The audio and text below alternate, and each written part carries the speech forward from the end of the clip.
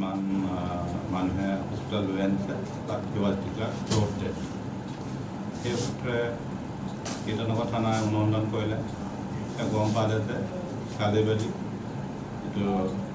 তাতে পূজা চলিছিলে তাতে কাজিয়া সূত্ৰপাত হৈছিলে 2 তাৰিখৰ ৰাতি 11টামান বজাত আৰু তাতে অবিনাশ ৰজাক নামৰ ল'ৰা এটাক কিছুমান মানুহে শাৰীৰিকভাৱে জখম কৰিছে তাৰপিছত হস্পিটেলত লৈ আনিছে হস্পিটেলত ডিক্লেয়াৰ্ড ৰ'ড ডেট কীৰ্তনগৰ থানাৰ লগে ঘটনাটো চান্দমাৰী থানাত অভিযোগ কৰিলে আৰু লগে চান্দমাৰী থানা অনুসন্ধান কৰিলে গোটেই ঘটনাটো কি ধৰণৰ হ'ল 3 তাৰিখে যোৱাকালি অনুসন্ধান গম পোৱা গ'ল অবিনাশ ৰজাক তাতে সৰু দোকান এটা দিছিলে পূজা যিটো মণ্ডপ তাৰ ওচৰতে তাৰপিছত ৰাতি দোকানটো বন্ধ কৰি পেলাই সি নিজৰ ঘৰৰ ফালে আহি আছিল তাৰ মণ্ডপৰ সন্মুখত সেই মদ্যপান কৰি থকা ল'ৰা কিছুমান লগ পালে তাৰপিছত তাতে কাজিয়া সূত্ৰপাত হ'ল আৰু প্ৰায় 15-20জনমান তাৰে কালিবাৰী অঞ্চলৰ যুৱককেইজনী মিলি পেলাই শাৰীৰিকভাৱে প্ৰহাৰ কৰিলে যাৰ পৰিণতিত অবিনাশ ৰজাক নামৰ ল'ৰাজন ঢুকালে এই কেছ কানেকশ্যনত কেছ এটা ৰুজু কৰা হ'ল লিঞ্চিঙৰ কেছ এটা 103/2 আৰু তদন্ত এতিয়ালৈকে আমি 8জন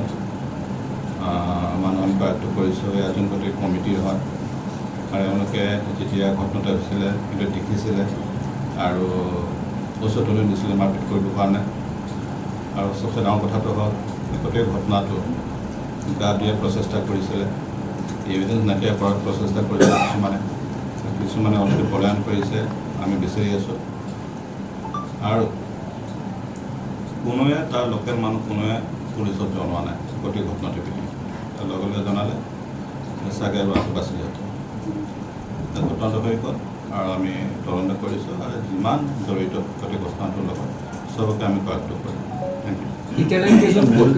8জন কৰায়ত্ব কৰা হৈছে আৰু কৰি আছোঁ নামটো বাৰু আপোনাক দি দিম পিছত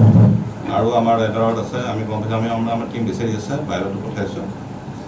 চবকে আমি ধৰিম মূল যিজন অভিযুক্ত আছিল ইয়াতে এটা দুটা নামটো ওলাই আছে আপোনালোকে দি আছে তাৰপিছতো আৰু আছে অলৰেডি আমি কিছুমান আমি কৰায়ত্ব কৰিলোঁ আজি আৰু বাকী যি আছে চবকে আমি কৰায়ত্ব মানে মূল অভিযুক্ত কালিবাৰী পূজাখনৰ কমিটিৰ একাংশ লোক বুলি কোৱা হৈছিল নাই তেওঁলোকৰ চব তাতেই হৈছে ঘটনা মন্দিৰৰ সন্মুখতে হৈছে সেইটো আমি তদন্ত কৰিছোঁ এতিয়ালৈকে আমি ঠিৰাংকৈ ক'ব নোৱাৰোঁ কিন্তু মদ খাই আছিলোঁ চবে মদৰ নিচাতে মাৰপিট